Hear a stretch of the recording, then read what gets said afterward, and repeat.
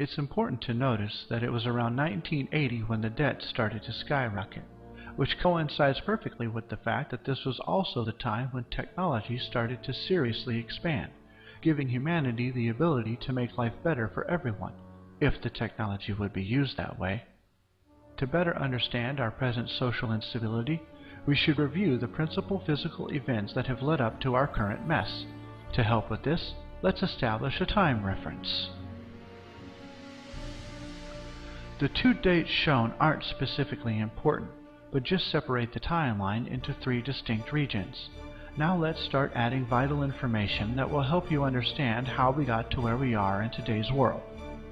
Prior to 1800, the world was a low-energy society. Why?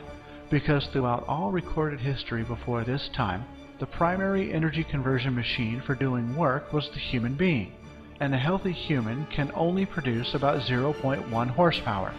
In comparison, a washing machine motor is more powerful, averaging 0.5 horsepower. Regardless of this low power number, 98% of all work done during this time was a result of human labor, because humanity had not yet developed advanced technology to do the work for them. The other 2% came from sources outside of human muscle, which we will call non-human energy. The sources of this energy came from animals, like horses and oxen, and crude technology like windmills and water wheels.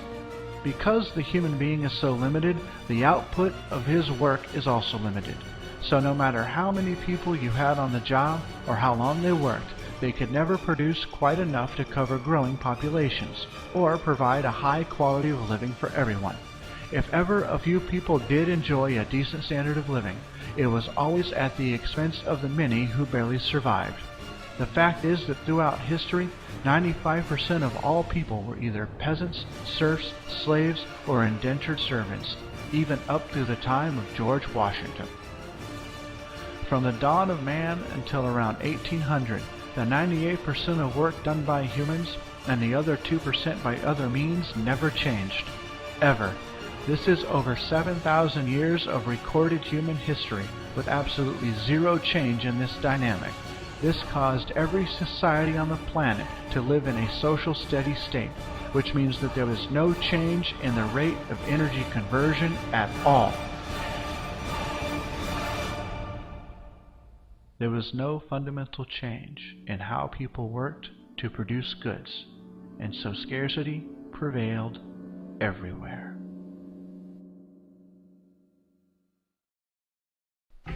Now, just prior to the year 1800, a very significant event occurred.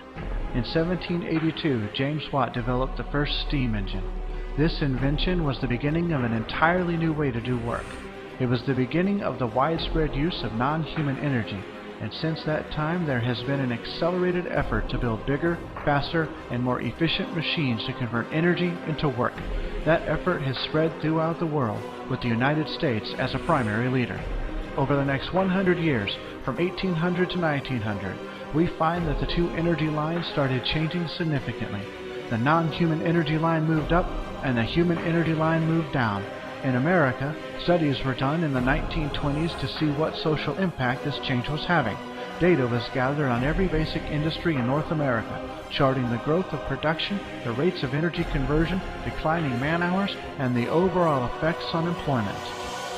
It was predicted that if the trends continued at the same rate, the lines would cross and look like this.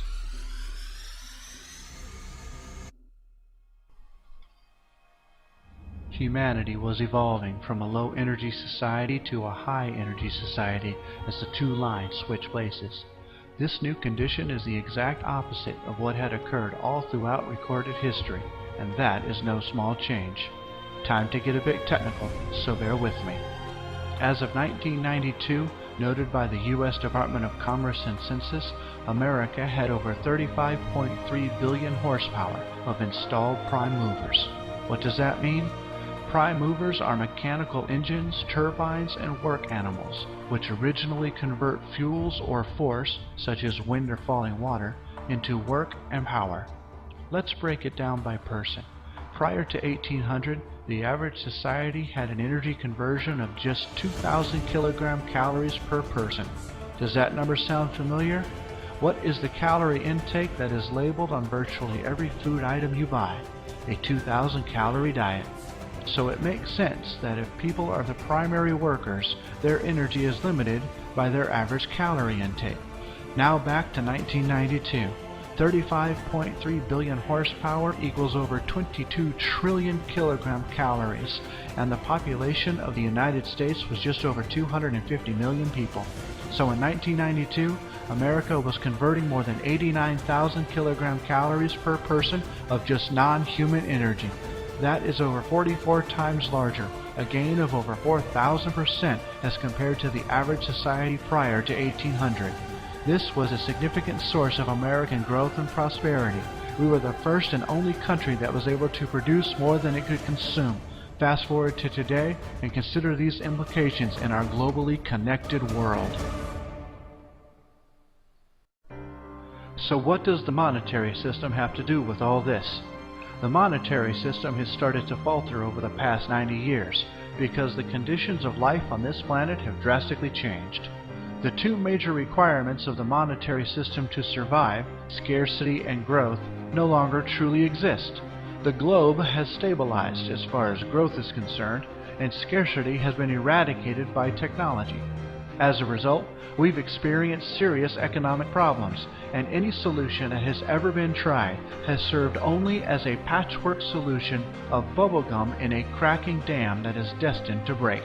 No solution ever addresses the fundamental problem, because to do so would require a fundamental shift in our economic structure, and the people who have benefited the most from this system refuse to change the game. The surveys done in the 1920s covered every manufacturing industry, which were then plotted on charts. This chart is a summary of all those findings averaged together. The first line reflects physical production. From 1830 to 1900, production was low and growth was slow. Then we moved into a period of rapid growth. This was due to advances in technology and machinery and a greater use of non-human energy. From 1900 to about 1930, there was a spectacular exponential growth in physical production, at about 7% per year, compounded each year. However, this could not last forever, and a leveling off occurred. Now let's add another curve to show what was happening to the man-hours per unit. This represents one person working 1 hour, regardless of their task. Notice in the early 1800s that man-hours were high, but then dropped as industry developed. This was inevitable, because it was cheaper to use technology versus people. A kilowatt-hour will do the work of 26 man-hours, but at a far less cost. The monetary system encourages businesses to replace costly manpower with cheaper and more productive technology in order to maximize profit. Now, from the 1980s onward, we have a unique situation that has never been present throughout the history of mankind. High production with far less human work needed. This would be great for everyone were it not for the interference of the monetary system, because labor is a major commodity that is bought and sold in the marketplace. Time for a third curve, which shows you what happens to labor and consequently what happens to purchasing power. This third curve represents total man-hours, the sum total of all time put in on the job in manufacturing by all people. As you can see, from 1830 to the turn of the century, total man-hours was low and the growth was slow. It followed the growth of production very closely, as they are directly related. Then it also grew along with production, but it didn't level off like production did. It reached a peak and then turned downward. This is an event that occurs in every industry. Total man-hours rises to an all-time high and thereafter declines. It is an event that occurs only once in any given industry.